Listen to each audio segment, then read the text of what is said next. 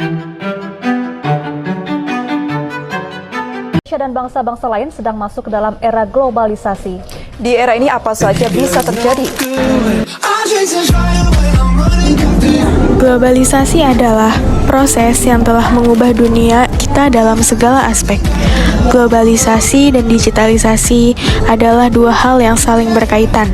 Globalisasi digital telah memungkinkan orang untuk terhubung tanpa mengenal batas wilayah, menciptakan jaringan global yang sangat luas. Makin derasnya globalisasi membuat manusia lebih mudah mengakses informasi di dunia maya. I got a feeling deep inside that you've been lying about where you've been at night.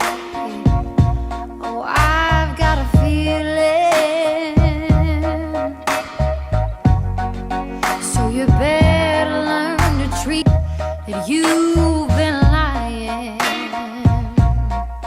about where you've been at night. Oh, I've got a feeling. Selamat siang Ibu. Sebelumnya perkenalkan, nama saya Bojo Kutroto Nadia dari SMA Pusaka 1 Jakarta. Di sini saya mau izin wawancara Ibu tentang digitalisasi dan globalisasi. Sebelumnya Ibu bisa perkenalkan diri terlebih dahulu. Ya, nama saya Ibu Masri, pekerjaan ibu rumah tangga sambil nyambi wirausaha kecil-kecil. Oke. Pertanyaan yang pertama, apa tantangan yang mungkin Ibu hadapi dengan adanya peningkatan penggunaan teknologi dalam kehidupan sehari-hari? Saat menggunakan teknologi HP, emang saya masih kurang memahami. Lanjut ke ini, dalam digitalisasi teknologi apa yang paling signifikan dalam operasi bisnis Ibu? Menggunakan WhatsApp. Oke. Terus bagaimana cara Ibu untuk menggunakan media sosial dan platform digital untuk mempromosikan produk Ibu ini? Memakai status WA.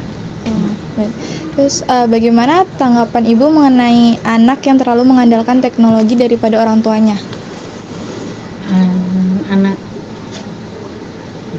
Anak saya menggunakan handphone, jadi kurang ini ya, belajar. Iya. Solusi apa yang mungkin dapat membantu memperbaiki perilaku anak Ibu tersebut? Ya, mungkin memberikan kegiatan yang positif. Sekian wawancara dari saya dan Ibu Masri. Terima kasih Ibu atas jawabannya dan atas luangkan waktunya. Ya, sama-sama. Sampai jumpa ke wawancara selanjutnya. Selamat siang semuanya. Perkenalkan, nama saya Putri Metaliana dari SMA Pusaka 1 Jakarta. Di sini saya akan mewawancarai mengenai globalisasi dan digitalisasi. Sebelumnya Bapak boleh memperkenalkan diri dulu. Saya Supriyadi, posisi di staf perpustakaan. Saya langsung wawancara aja ya Pak. Yes. Yang pertama itu, bagaimana globalisasi mempengaruhi kehidupan Bapak sehari-hari? Globalisasi ya dampaknya kita lebih berhubungan lebih simple ya, dengan lebih simple, lebih mengenal dunia luarnya secara efisien. Terus selanjutnya, apa keuntungan dan kerugian dari globalisasi menurut pandangan Bapak? Keuntungannya banyak ya. Mungkin salah satu di akses informasi sama teknologi. Kerugiannya ketimpangan ekonomi. Terus Pak, menurut Bapak apa dampak digitalisasi terhadap cara Bapak bekerja atau beraktivitas sehari-harinya? Dampaknya positif ya, lebih mudah, lebih terjangkau. Kita mau butuh apa-apa tinggal di digitalisasi atau di internet. Terus Pak, menurut Bapak apa tantangan utama yang Bapak hadapin dalam menghadapi digitalisasi ini? Tantangannya ya kalau saya lebih belajar lagi untuk menguasai internet digital ini. Terus Pak, yang terakhir, bagaimana digitalisasi mengubah cara Bapak berkomunikasi dengan orang lain? komunikasi dengan orang lain ya mungkin lebih bagus, lebih ada step-stepnya, jadi nggak asal ngomong. Gitu aja Pak wawancaranya. Makasih banyak Bapak udah meluangkan waktunya, udah mau direpotin buat diwawancara. Nggak apa-apa. Sekian wawancara dari kami. Lanjut ke wawancara selanjutnya. Sore Bapak. Kenalkan, saya Margareta Happy dari SMA Pusaka 1 Jakarta. Di sini saya izin untuk mewawancarai Bapak mengenai digitalisasi dan globalisasi. Sebelumnya Bapak bisa memperkenalkan diri terlebih dahulu. Nama saya Marudin Sijan. Profesi saya sebagai advokat dari Pradi Indonesia. Oke, di sini saya ingin mewawancarai Bapak pandangan dari seorang pengacara itu gimana tentang globalisasi dan digitalisasi. Pertama, saya ingin menanyakan bagaimana hukum internasional mengatur perlindungan data pribadi dalam globalisasi dan digitalisasi. Hukum internasional mengenai perlindungan data pribadi itu belum sepenuhnya seragam. Namun ada beberapa kerangka kerja penting. Contohnya ada regulasi perlindungan data umum di Uni Eropa yang mengatur cara data pribadi harus dilindungi dan ditangani oleh organisasi yang beroperasi di Uni Eropa atau memproses data warga di Uni Eropa. Selain itu, ada perjanjian internasional seperti Konvensi 108 Dewan Eropa yang juga memberikan kerangka hukum untuk perlindungan data di luar Uni Eropa. Dan juga negara-negara di luar Eropa juga mengembangkan undang-undang perlindungan data mereka sendiri, seperti California di Amerika Serikat, yang mencerminkan perhatian global terhadap perlindungan data pribadi. Demikian. Untuk pertanyaan selanjutnya, apa dampak hukum dari transaksi e-commerce internasional terhadap hukum pajak dan peraturan perundangan? Mengenai transaksi e-commerce internasional seringkali mengakibatkan tantangan dalam penerapan pajak, seperti pajak penjualan atau pajak barang dan jasa.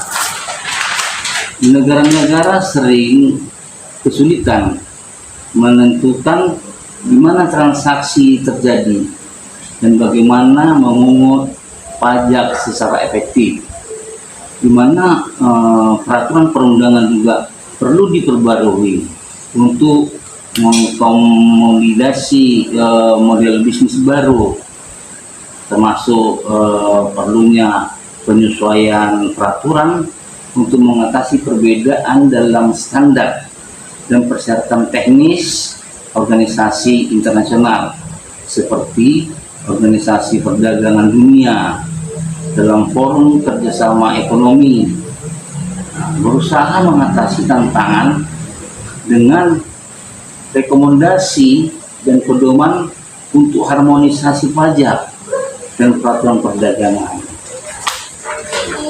Untuk pertanyaan selanjutnya, bagaimana hukum hak cipta berlaku untuk konten digital yang didistribusikan secara global?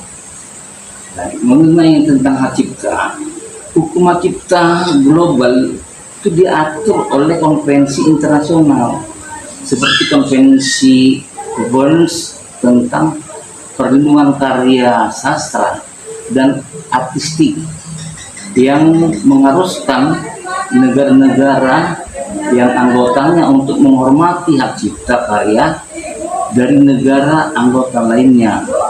Namun, penerapan hak cipta bisa bervariasi di tiap negara, menyebabkan tantangan dalam penegakan hak cipta di seluruh dunia.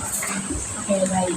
Terima kasih atas waktu dan kesempatan yang sudah Bapak berikan untuk membantu saya dalam memenuhi tugas sosiologi. Sekian presentasi dari saya dengan Bapak Marudin. Kita lanjut ke wawancara selanjutnya. Assalamualaikum warahmatullahi wabarakatuh. Selamat siang. Sebelumnya perkenalkan, nama saya Rizka Febrianti, berasal dari SMA Pusaka 1 Jakarta. Hari ini saya akan wawancara mengenai topik globalisasi dan digitalisasi. Sebelumnya di sini ada narasumber. Ibu bisa perkenalkan diri terlebih dahulu. Perkenalkan, nama saya Safira. Pekerjaan saya sebagai guru BK di SMA Pusaka 1 Jakarta.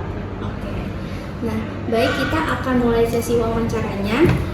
Di sini ada pertanyaan, bagaimana globalisasi mempengaruhi kehidupan sehari-hari Anda? Globalisasi mempengaruhi kehidupan sehari-hari saya ya. Tentunya yang pertama itu memberikan kemudahan dalam bertransaksi, kalau untuk ekonomi ya, bertransaksi dalam jual beli dan bisa mengirim hasil produksi dalam negeri ini kita ke luar negeri, dan juga kemudahan beraktivitas dalam bekerja tentunya. Yang kedua, apa keuntungan dan kerugian dari globalisasi menurut pandangan Anda? Keuntungannya yang pertama dalam ilmu pengetahuan ya. Iya. Pertama itu mendorong perkembangan ilmu pengetahuan yang membuat masyarakat beraktivitas dengan mudah pastinya. Dan juga dengan gurunya dalam belajar mengajar di sekolah gitu. Untuk kerugiannya itu dalam lingkungan mengakibatkan dampak yang sangat besar tentunya ya. Dampak lingkungan yang buruk di negara yang berkembang itu pastinya kayak ada sesuatu yang menyebabkan kita tuh lingkungannya jadi rusak ya kan, lingkungannya jadi rusak, budayaannya juga mulai turun, tidak seperti dulu lagi. Nah, yang ketiga, ada apa dampak digitalisasi terhadap cara Anda bekerja atau beraktivitas sehari-hari? Untuk bekerja itu pastinya yang pertama menciptakan lingkungan kerja yang baru. Untuk di luar sana kan pasti ada lingkungan kerja ya.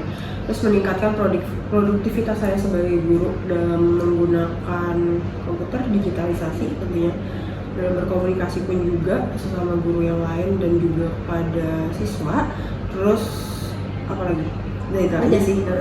Jadi lebih mudah ya? Iya betul, lebih mudah. Nah, yang keempat itu apa tantangan utama yang Anda hadapi dalam menghadapi digitalisasi? Tantangan utamanya sih nggak ada ya kalau untuk tantangan utama, karena kita sebagai guru juga harus bisa beradaptasi dengan teknologi yang baru, digitalisasi yang baru. Gimana caranya biar kita sebagai guru juga tahu nih tentang teknologi dan nggak cuma siswanya aja gitu, jadi bisa beradaptasi dengan baik. Nah, ini pertanyaan yang terakhir. Yang kelima, bagaimana digitalisasi mengubah cara Anda berkomunikasi dengan orang lain?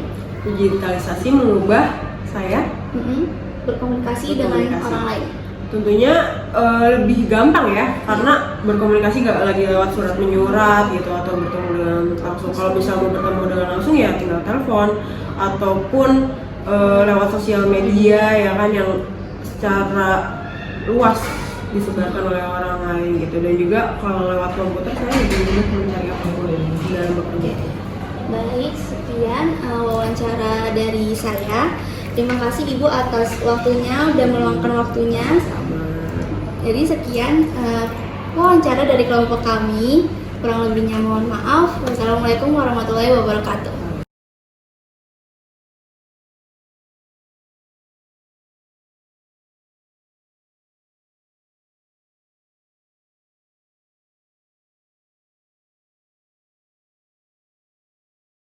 Kesimpulan dari keempat narasumber yang telah kami wawancarai mengenai tema yaitu digitalisasi dan globalisasi memiliki hasil, yaitu Yang pertama, setiap orang memiliki perspektif yang berbeda-beda sesuai dengan latar belakang mereka masing-masing. Yang kedua, globalisasi memiliki keuntungan yang sangat signifikan, namun memiliki beberapa dampak negatif. Terus yang ketiga, dengan adanya era globalisasi ini dapat mempengaruhi komunikasi dalam setiap masyarakat. sekian dari kesimpulan wawancara kelompok kami. Kurang lebihnya mohon maaf. Wassalamualaikum warahmatullahi wabarakatuh.